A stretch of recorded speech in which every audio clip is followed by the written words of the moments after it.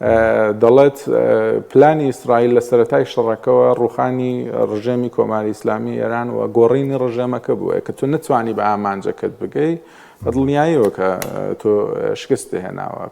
پێش ئەوەش مەسەلەن تۆ ئیدعات کردووە کە حیزب الله لە ناو بردووە، پێشەوە ئیدعات کردووە کە مەسەلەن توانای موشکی ئێران لە ناو بردووە، توانای سەربازی ئێران لە ناو بردووە. بەڵام لەم شەڕەیەک بینیمان کە حیزب الله ڕۆژانە نزیکی 200 بۆ 300 موشکی کورت مەودای ئاڕاستە ئیسرائیل کردووە. توانای مابووە، توانای ئەوەی هەبوو دووبارە سرێشە بۆ ئیسرائیلەکان دروست بکاتەوە. لە درێژمەودا یعنی لە ئامانجی استراتیژی بەڵێ ئیسرائیل نەیتوانی ئامانجە گەورەکە بکرێت.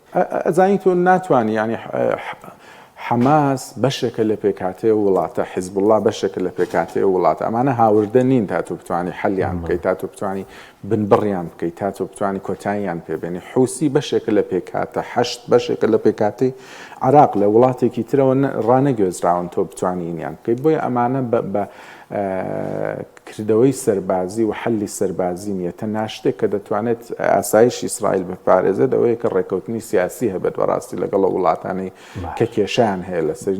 ئیسرائیل دەیگوت خۆرهڵاتی ناوەڕاست دەگۆڕن، باسی نەخشەی گەورەی خۆرهڵاتی ناوەڕاست دەکرا.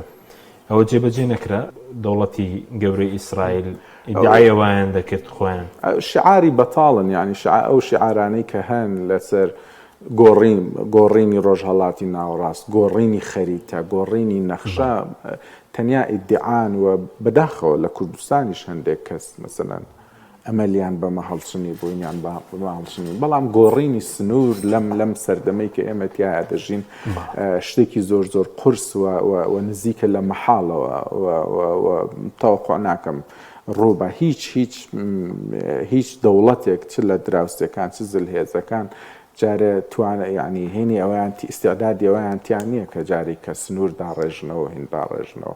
بەڵێ ئیسرائیل لەو شتانەی کە هەی بوو تەنیا